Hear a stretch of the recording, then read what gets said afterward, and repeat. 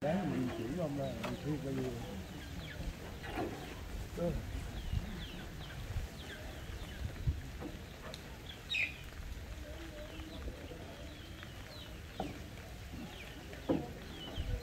Quý bà con cô bác đó, nên chúng ta đang ở xã Quảng Vinh, huyện Quảng Điền, tỉnh Thừa Thiên Huế. Và ở nơi đây thì cách thành phố trung tâm thành phố Huế chỉ có khoảng 20 phút đi xe, 20 phút hơi thôi, mà cho thấy là tình hình này vẫn còn đang ngập úng rất là nặng.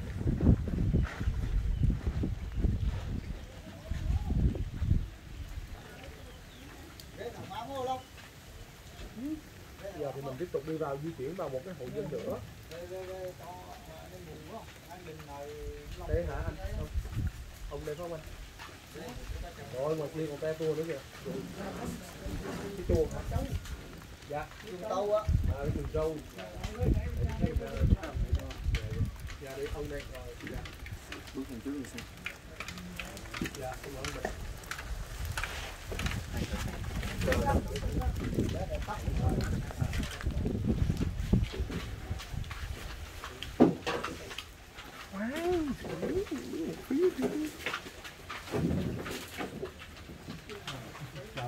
Dạ. Ông ở đây mình hả? Dạ. Ông ở đây bao nhiêu lâu rồi, bao nhiêu năm rồi không? Dạ. Dạ. Quê hương ở đấy mà. Giờ thôi đi trên đầm ở trong Minh Thuận á. Dạ. Ba đứa con gái, ba đứa chồng đó, hai vợ chồng về đây mà vợ chết đó. Rồi mấy con mấy cháu con của ông ở đâu? Dạ ở trong Bình Thuận á, hồi đi cái đầm mới á. Cái đầm mới cái lớn mới gạt. Ba đứa con gái luôn. Dạ. Và ở trong kia hết, còn mình đâu ở đây? Ba đứa con gái ba nơi. Dạ. Bắc Ruộng rồi Gia Lai rồi Đắk Cai. Dạ. Ông năm nay nhiêu tuổi không? Dạ 83 tuổi. Ồ, 83 tuổi mà ông ở đây mình, rồi ai lo cơm nước cho ông? Dạ tự lo lấy. Dạ tự lo. Dạ. Hôm nước nó lên nữa, lên tới đâu không? Dạ nước chảy nước ngay cái chợ ngọt hay. Nước lên tới cái chớn đó không? Dạ. Rồi lúc đó ông ngủ ở đâu? Dạ, ngủ trên cái cá đấy. Ông phải leo lên cái gác trên đó, ông ngủ đó bà con. Dạ con cái đó. Đó, có cái gác bằng tre kìa, có cái ngăn tre này là ông phải lên đây này. Đó, đây là cái nơi mà ông phải, đó, lúc mà nước nó lên tới đây thì ông phải leo lên đây ông ngủ. Còn bình thường ông ngủ dưới đây đúng không? Rồi. Dạ. Cái nhà này ông xây lâu chưa ông? Dạ. Nhà này xây lâu chưa ông? Dạ cha đi cái mấy con tạm lắm à. Dạ. Đi Bình Thuận á. Dạ. Đi trên chợ mới và ra vợ chồng gà con rồi bắt trên quê về. Dạ. Có gió nha, lớn.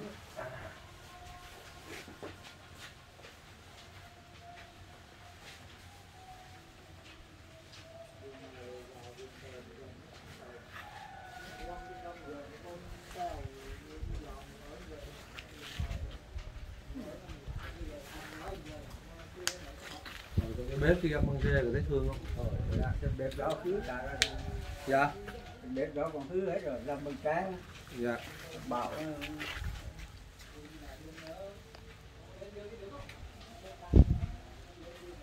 Dạ, thưa quý vị các bạn, đó là những cái, đây là nhà. Thưa ông tên gì ông ạ?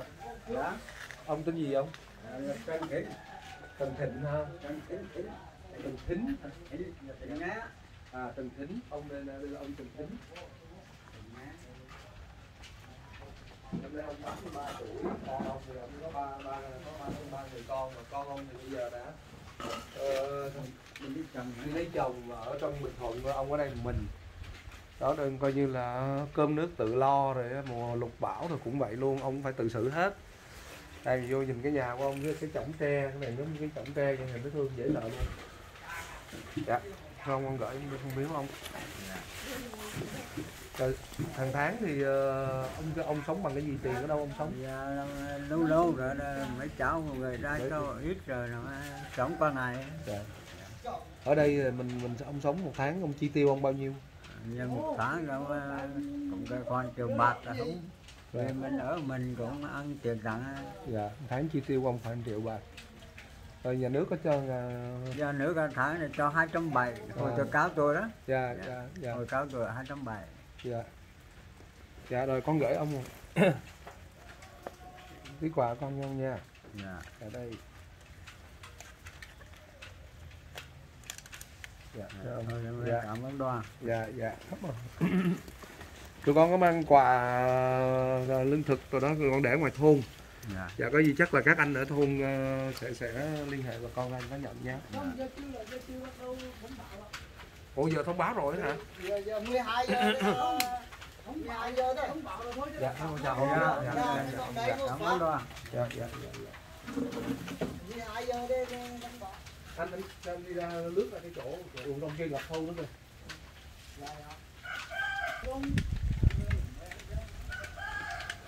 Rồi bây giờ rằng mình bắt đầu tiến vào sâu hơn nữa này ra, đó chúng ta ngoài kia thấy có một cái chòi, mình tưởng là cái chòi nhà ở nhưng mà không phải, đó là cái chuồng. Chuồng nuôi gà nuôi đâu rồi đó, mà nước nó ngập lên vậy thì nuôi gà. Ghé đi thoại mãi mà. Ghé trụ càng với ta rồi bật với hai người đi.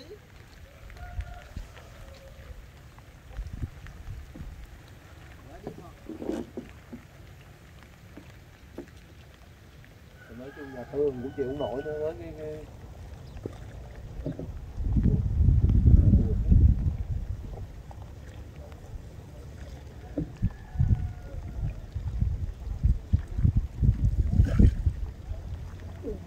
mùa sâu đây là những người nhà hộ đây là coi như bị cô lập hết á.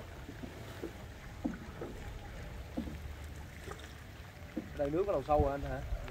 2 mét. Ồ, nước đây sâu 2 mét nha. Cẩn thận nha.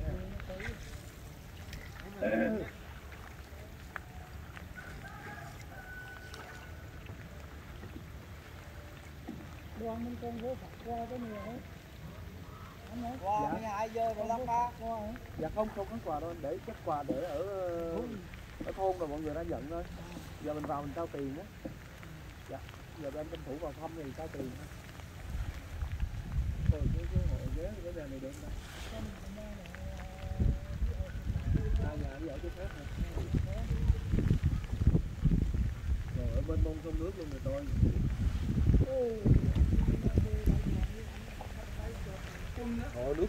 Nước còn mạnh lắm nha, nước còn sâu lắm nha.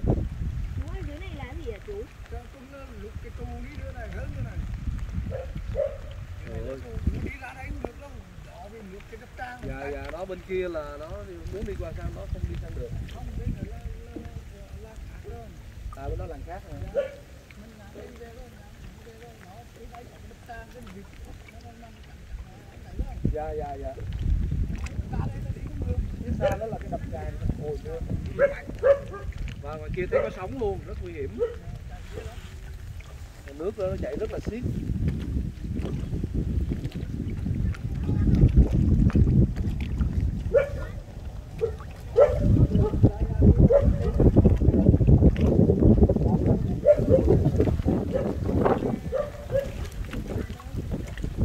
Còn nếu mình vô mình có kiếm mấy nhà này đi.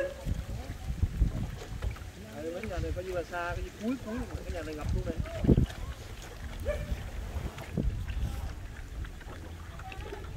Có diện có bà về có. Làm sao vô luôn á. Nước ở đây sâu lắm không anh? Dạ dạ. À có cái bà này đứng đúng không anh? Là đi đây không anh? Ồ, đây cái nhiều hộ lắm nè. Một số hộ đây nè bà con.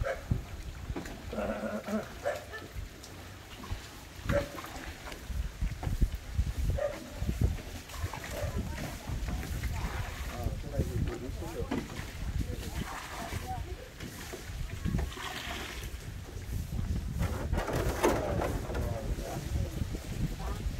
Còn có một mà ngập nặng như vậy luôn. Cái này chắc ngập hơn 10 ngày rồi. Dạ. Nửa tháng là cô là nước như này à. Nước lúc mà nước cao nước là tới đâu không? À, nước lên tới cửa sổ luôn hả? Rồi lúc đó mình chạy đâu không? À, lên tàu tủ lên tàu bàn ghế đâu ngồi.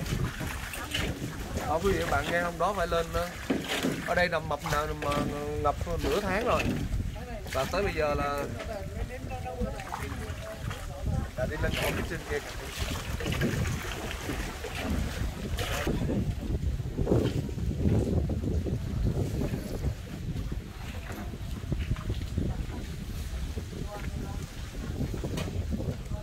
Em tên gì? Trần Thị Loan. Tên Đặng Thị Loan hả? Dạ. Em đã nhiêu tuổi? 8. 28 hả? Dạ. 28. Nhưng bà mấy tuổi chưa? Ba mấy tuổi hả? Dạ. Không có biết chi mô này. Không biết chi mô. Dạ. Dạ. Bị động kinh hả cô? Bộ bãi này đi đường hồ kêu lên cho mà chịu cũng đi được chờ hẳn đi lên dịch. Dạ. Rồi nhà xây cái lên tới đây mà tới hồi giờ đủ có lên tới. Dạ. Dạ bé bị tâm thần ấy mà. Bị động kinh.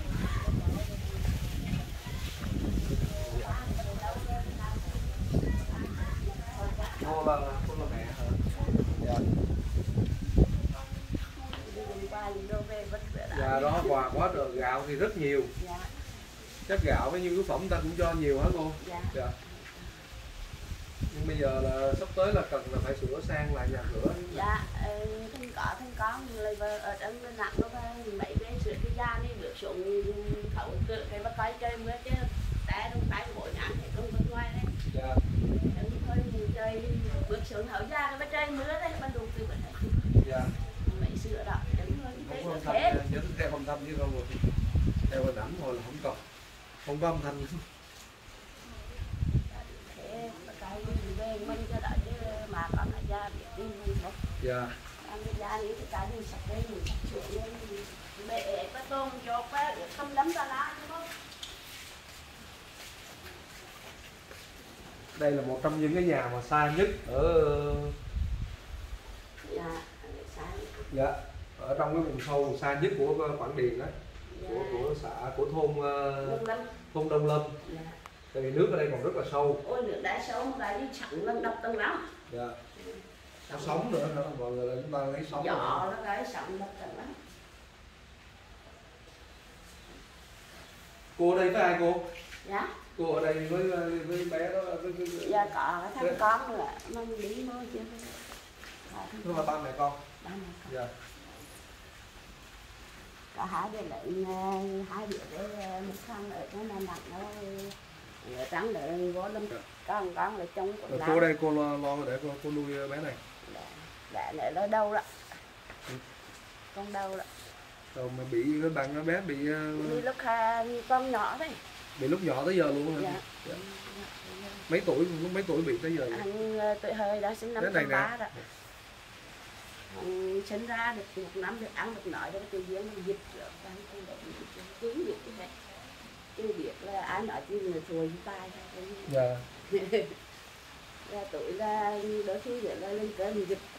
Vậy để đi mơ trên được mới có giảm đi mơ không? Dạ. Thôi nhưng qua tối là lên là bị giật. Dạ, sợ là cái gì mình giật là mình rớt xuống mình giật á. Cô Dạ, giảm dạ. ra lên coi đi, không giảm ra lên coi nữa.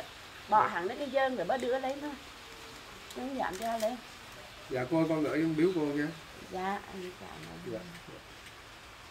Này, Con qua thì lát nữa thôn thông báo. Dạ, con cũng có gửi quà ở ngoài đó nhưng mà chắc là bà con ở đây cũng nhận quà đó, gạo thì cũng có nhiều nhưng mà bây giờ là cái cần nhất là cái bà con đến động viên nè. Cái hai nữa là thêm một số cái nói chung cần tiền để vậy, ít tiền bao nhiêu cũng được nhưng mà thêm một chút để lo trang trải, sửa sang nhà cửa. mua cái khác. Đi nha. Ừ.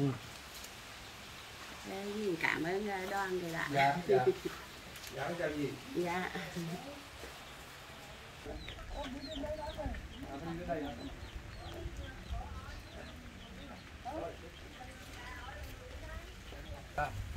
Cô đâu cô? Dạ nó là đi xe lăn. Ủa nhà cô đâu? Dạ đó. Nhà này hả? Dạ, có xe lăn đâu. Nhà trong nữa hả? Dạ. Dạ, chúc con ra nhà cô nha.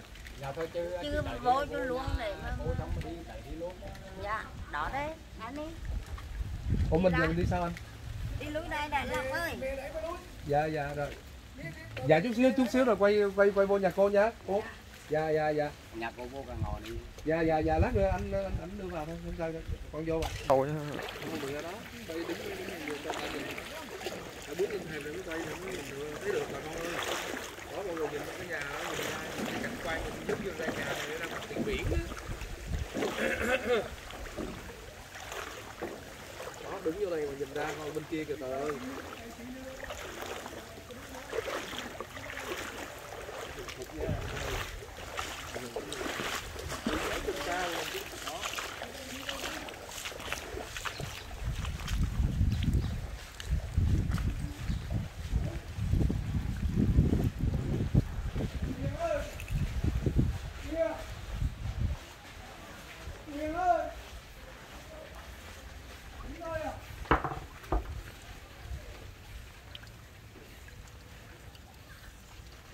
Tan hoang hết. Nhìn cái nó kìa, ở ngoài kia là những cái nhà mồ đấy. Không, ngập trắng lên hết luôn.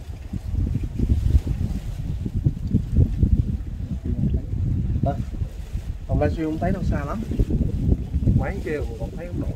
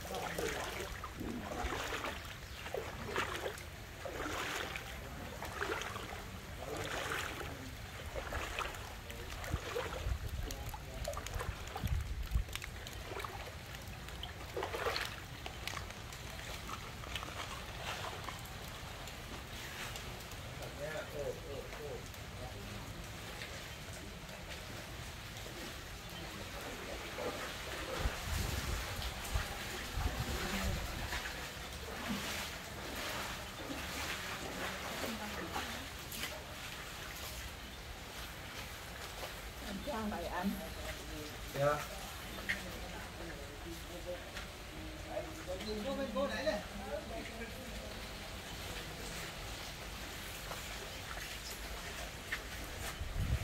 Cái này mấy nhiêu tuổi mẹ? Tầm 8. Dạ. Mình mới vay tiền của dân nước có làm được ra 12 năm mà.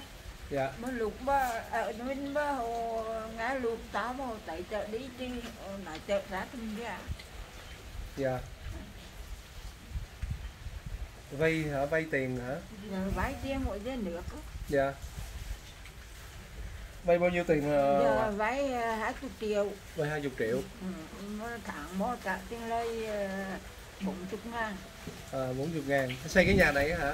Xây thời gian này rồi về con cháu cho thêm nó thấy. Dạ. Được là 5 triệu. Dạ. Mà giờ mẹ ở đây với ai? Dạ, ở mình thôi. Ở Ở đây mình. con chẳng chết lâu rồi mà nuôi con con gái với bạn gái đi Nam. Dạ. Nên con ở Năm nay mẹ bao nhiêu tuổi? tầm 8. 88. Mẹ có mấy người con? 5 người mà đi kịch bằng đi Nam hết. Rồi có về thăm mẹ không? Có lâu lâu thì về thăm lần nữa. Trời ơi, người già khổ quá trời.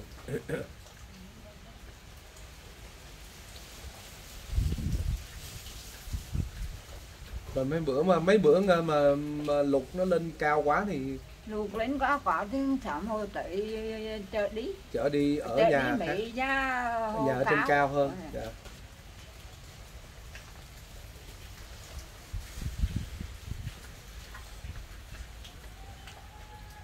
Mình thấy cái tay của mẹ tên gì mẹ? Tên Trần Thị Thùy. Mẹ tên Trần Thị Thùy. Dạ. Mẹ con gửi mà mẹ một ít tiền nha. Dạ. Dạ.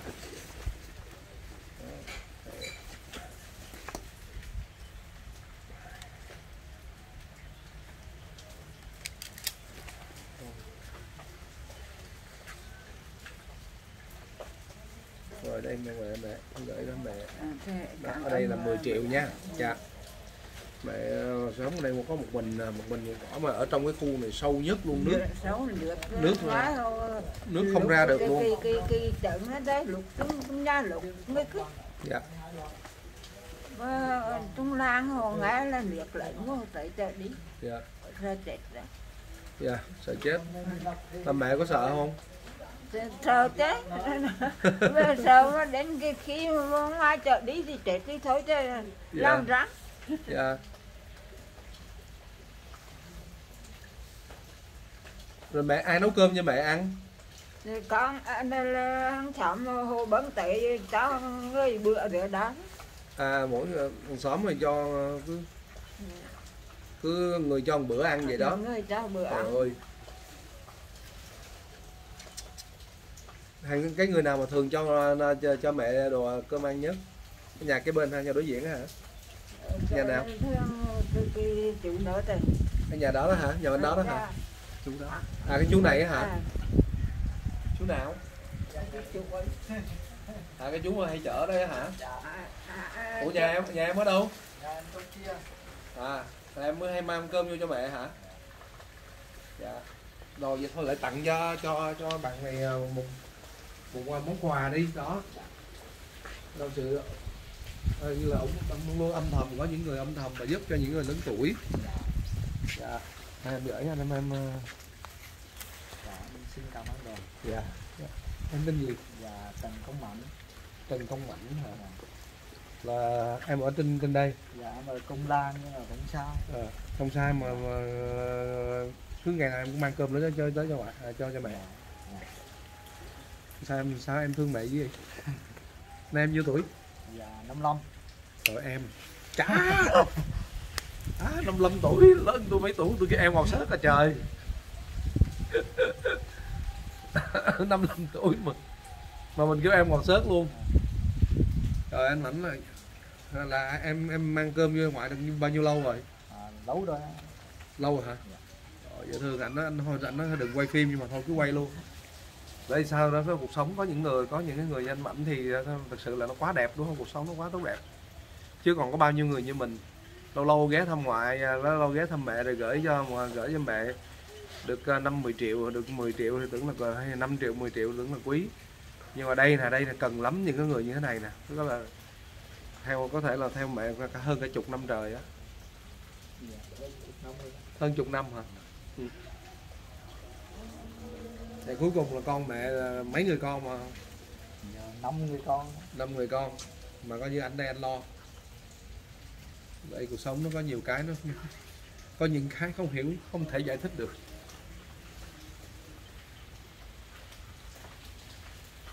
Khoan. Xa nè, ra lấy không cho xa được. Đừng có áp quá. Thấy một cảnh ngoài một bình đó.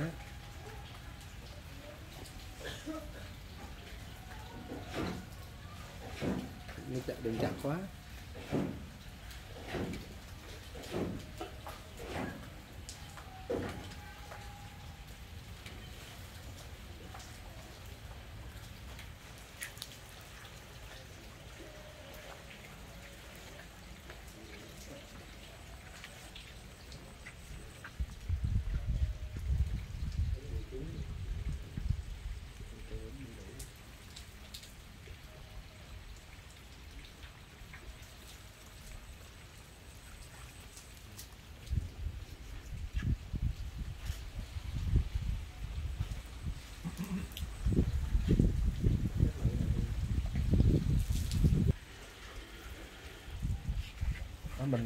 Mình đang đứng cái phía sau nhà của cụ Thùy, hôm nay gần 90 tuổi, 88 tuổi thì có các bạn quý vị các bạn thấy rồi cái vườn chuối đổ nát đó. Đến đây thì chắc là có lẽ thôi con chào tạm biệt bà nha bà. Dạ. Dạ, con chào bà nha. Dạ. Tụi con phải đi tiếp. Dạ, tranh thủ đi thăm các hộ khác. Rồi bà cố gắng nha. Hôm nay có anh Mảnh lo bà rồi ha. Anh Mảnh rất là quý, anh Mảnh dễ thương, anh lo cho bà cả chục năm nay còn quý hơn cả con ruột, quý hơn cả con đẻ nữa. Quý vị các bạn thân mến, xin khép lại video này tại đây. Và mình đang có mặt tại đây là một trong những cái hộ mà rất là hoàn cảnh rất là khó khăn ở tại thôn Đông Lâm, huyện thôn Đông Lâm, xã Quảng Vinh, thôn Đông Lâm, xã Quảng Vinh, huyện Quảng Điền, tỉnh Thừa Thiên Huế. Thì nếu mà quý bà con mình hay là các cái đoàn mà đi cứu trợ miền Trung thì đây là cũng là một cái nơi mà mình nghĩ là mọi người nên đến để giúp đỡ. Đó thì rất là xúc động. Và cái mà mình làm mình xúc động hơn nữa đó là anh Mảnh là đã là một cái người coi như là người dân mà giúp cho mẹ coi như mẹ thì hơn chục năm nay rồi, cứ ngày nào cũng tới đưa cơm nước ngày 3 buổi. Thật sự là có nhiều khi con ruột cũng không bằng là người dân nữa. Cái chuyện này là đúng là chuyện như vậy luôn đó bà con. Thôi, cho nên một cái phần quà của mình nó nhỏ thôi, nhưng mà mình cảm thấy là thật sự là cũng biết nói sao. Xin gửi đến quý vị các bạn và Mạnh Thường Quân lời cảm ơn chân thành và sâu sắc nhất, và anh em chúng tôi sẽ tiếp tục ngày tác chiến cuối cùng ngày 25 tháng 10 năm 2020 tại xã Quảng Vinh, Quảng Điền, Thừa Thiên Huế. Ở đây là thôn Đông Lâm. Dạ con chào mẹ. Dạ nha. Đây ngồi đi.